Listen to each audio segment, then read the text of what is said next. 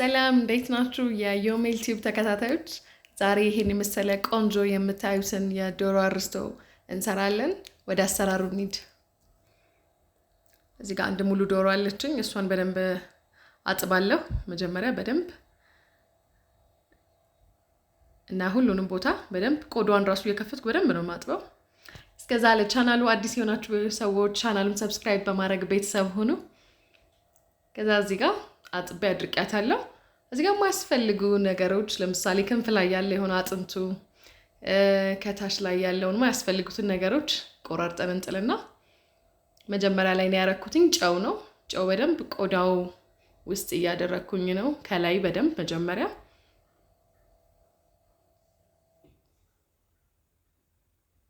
ከዛ እሱን አሸዋለሁ በደንብ። ከዛ ከላይ ያረኩትኝ አሁን ቁንዶ በርበሬ ነው። ቁንዶ በርበሬ ብለም ነሰንስበትና ሁሉም ቦታ እንዲዳረስልኝ በደንብ አሸዋለሁ። ከዛ እዚህ ጋር ማረገው ነገር ያው ከጀርባውም ከፊቱም በደንብ አረኩበትኝና የገበታ ቅቤ ነው የተጠቀምኩትኝ። እዚህ ጋር ቆዳውን በደንብ እየከፈታችሁ የገበታ ቅቤ በደንብ ማስገባት በኋላ ላይ ሲበስል ስጋውን ውስጥ በደንብ እንዲያገኝልን። እዚህ ጋር ነጭ ሽንኩርት እጠቀማለሁኝ 2 የሻይ ማንኪያ ነው ያስገባሁትኝ። ሆዷ ውስጥ ጨምራለሁ።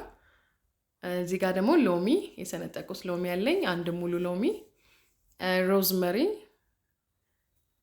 በኋላ ላይ ስጋው ውስጡ በደንብ በስሎ አብሮ ከቅመሞቹ ጋር በጣም ነው ደስ የሚለው ውስጡ አብሮ ሲበስል ማለት ነው።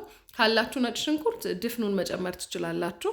እኔ ስለሌለኝ የተፈጨውን ነው ያደረኩት። ድፍኑን ሆኖ ስንጥቅ አድርጋችሁት መጨመር።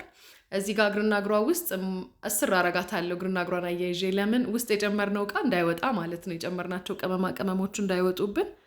እዚህ ጋር በቃጫ ክር ነገር የለም ባላችሁ ነገር ማስገባት።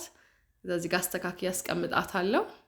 ከላይ እዚህ ጋር የተጠቀምኩትኝ ቅድም ገበታ ቅቤ ስለሆነ ያደረኩትኝ ከቆዳዋ ላይ ምንም አልተጠቀምኩኝም። ስለዚህ ዘይት አድርግና ሲወጣ በኋላ ላይ በጣም አምሮ የሆነ ብራውን ከለር እንዲይዝልን ያደርግልናል። ከዛ ቁንዶ በርበሬ ከላይ አደርግበታለሁ። ኦቨኔም በ220 ዲግሪ ሴልሺየስ ለኩሻለሁ። ከ45 እስከ 50 ደቂቃ ባለው ውስጥ አብስላችሁ ታወጡታላችሁ። እዚህ ጋር እዩት እንዴት እንደሚያምር በስሎ ወጥቷል። ከላይ በጣም ነው የሚያምረው። የው ቆዳው እንዴት እንደሚያምር፣ ውስጡ ደግሞ መረቅ አለው። ስጋው በጣም በስሏል። በጣም ነው የሚያምረው። ሁላችሁም ሞክሩት። የእውነት ግን ማንም ሰው ሞክሮ ኮሜንት እየሰጠኝ አይደለም። እስቲ ኮሜንት ስጡ እንዴ፣ ሞክራችሁ አስተያየት ስጡ።